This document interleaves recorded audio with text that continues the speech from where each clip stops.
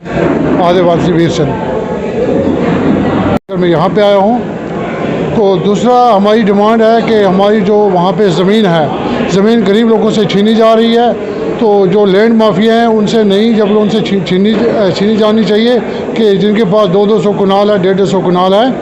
गरीब एक इंसान है जिसका मकान बिल्कुल ही जो एक 4-5 मरले में बना हुआ है, अब उसी की तरफ उन्होंने रोक किया है। तो मेरी यही अपील रहेगी गवर्नमेंट से भी, तो हमारा यही मिशन है कि हम उन लोगों को अपना हक दिला सकें। सर, सेंट्रल गवर्नमेंट कहती है कि जब से धारा 370 खत्म किया गया कश्मीर में, उसके बाद से कश्मीर के हालात सुधर चुके हैं। क्या आपका मानना है ये चीज़? जी नहीं, बिल्कुल ये हालात पहले सुधरे हुए थे, अब बदतर से बदतर हो गए, हालात ख़राब हो गए हैं। अब दबाव में है, लोग परेशान करके रखा हुआ है। अब ऐसा कोई नहीं है जो कहने में आता है। आदिवासी वीर सेना के साथ मिल करके आप किस तरीके के बदलाव चाहते हैं? हम बदलाव ये चाहते हैं कि हमें पॉलिटिक्स के साथ कोई वास्ता नहीं रहेगा। आदिवासी वीर सेना जो है ये अपनी हिम्मत से चलेगी, अपनी ताकत से चलेगी। इनका एक रुतबा जो है वो सिर्फ गरीब इंसान को और हकदार को हक दिलवाने का है। बेरोज़गारी से लोग, जो नौजवान बच्चे वो ड्रग्स लेते हैं, जब बेरोज़गार होते हैं, परेशान होते हैं, तो इसमें मुब्तला हो चुके हैं।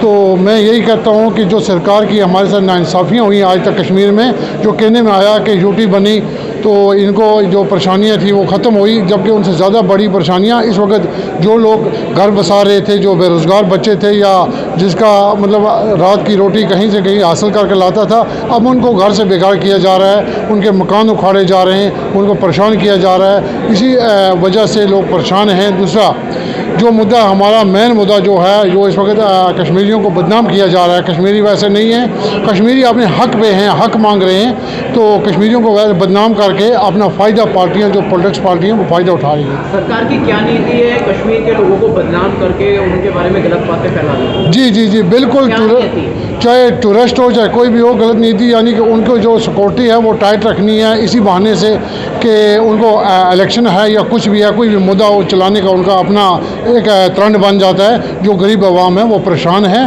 गरीब आवाम की कोई सुनवाई नहीं है, कोई आवाज़ नहीं है। आपको लगता है ये सरकार आपकी सुनेगी? जी नहीं, बिल्कुल। जैसे कि परसों कुछ दो पार्टियों को आपस में लड़ाया, दो भाइयों को, गुज्जर और पहाड़ी को, बोला हम एसटी देंगे, उनका आवाज़ अलग हुआ, इनका आवाज़ अलग हुआ। तो नतीजा ये निकला कि पहाड़ियों को कुछ भी नहीं मिला, लास्ट में वो खाली गए। तो मैं यही गुजारिश करता हूँ कि जो भी सरकार आती है वो सरकार यही बहानाबाजी बना करके लोगों को टाइम पास करके चले जाती है बस।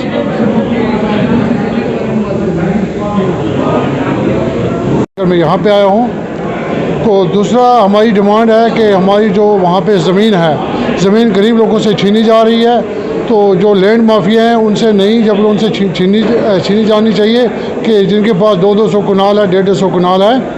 गरीब एक इंसान है जिसका मकान बिल्कुल ही जो एक 4-5 मरले में बना हुआ है, अब उसी की तरफ उन्होंने रोक किया है। तो मेरी यही अपील रहेगी गवर्नमेंट से भी, तो हमारा यही मिशन है कि हम उन लोगों को अपना हक दिला सकें।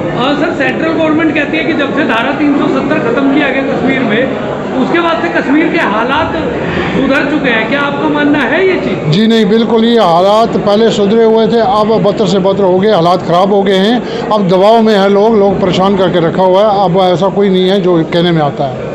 आदिवासी वीर सेना के साथ मिल करके आप किस तरीके के बदलाव चाहते हैं? हम बदलाव ये चाहते हैं कि हमें पॉलिटिक्स के साथ कोई वास्ता नहीं रहेगा। आदिवासी वीर सेना जो है ये अपनी हिम्मत से चलेगी, अपनी ताकत से चलेगी। इनका एक रुतबा जो है वो सिर्फ गरीब इंसान को और हकदार को हक दिलवाने का है।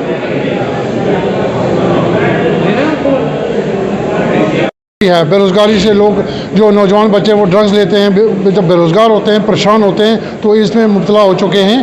तो मैं यही कहता हूँ कि जो सरकार की हमारे साथ नाइंसाफ़ियाँ हुई आज तक कश्मीर में, जो कहने में आया कि यूटी बनी तो इनको जो परेशानियाँ थी वो ख़त्म हुई, जबकि उनसे ज़्यादा बड़ी परेशानियाँ इस वक्त जो लोग घर बसा रहे थे, जो बेरोज़गार बच्चे थे या जिसका मतलब रात की रोटी कहीं से कहीं हासिल करके लाता था, अब उनको घर से बेकार किया जा रहा है, उनके मकान उखाड़े जा रहे हैं, उनको परेशान किया जा रहा है। इसी वजह से लोग परेशान हैं। दूसरा जो मुद्दा हमारा मेन मुद्दा जो है, जो इस वक्त कश्मीरियों को बदनाम किया जा रहा है, कश्मीरी वैसे नहीं है, कश्मीरी अपने हक पे हैं, हक मांग रहे हैं, तो कश्मीरियों को वैसे बदनाम करके अपना फ़ायदा पार्टियाँ जो पॉलिटिक्स पार्टियाँ वो फ़ायदा उठा रही हैं। सरकार की क्या नीति है कश्मीर के लोगों को बदनाम करके उनके बारे में गलत बातें फैलाना? जी जी जी बिल्कुल, क्या नीति है? चाहे टूरिस्ट हो चाहे कोई भी हो, गलत नीति यानी कि उनको जो सिक्योरिटी है वो टाइट रखनी है इसी बहाने से कि उनको इलेक्शन है या कुछ भी है, कोई भी मुद्दा हो चलाने का उनका अपना एक ट्रेंड बन जाता है। जो गरीब आवाम है वो परेशान है,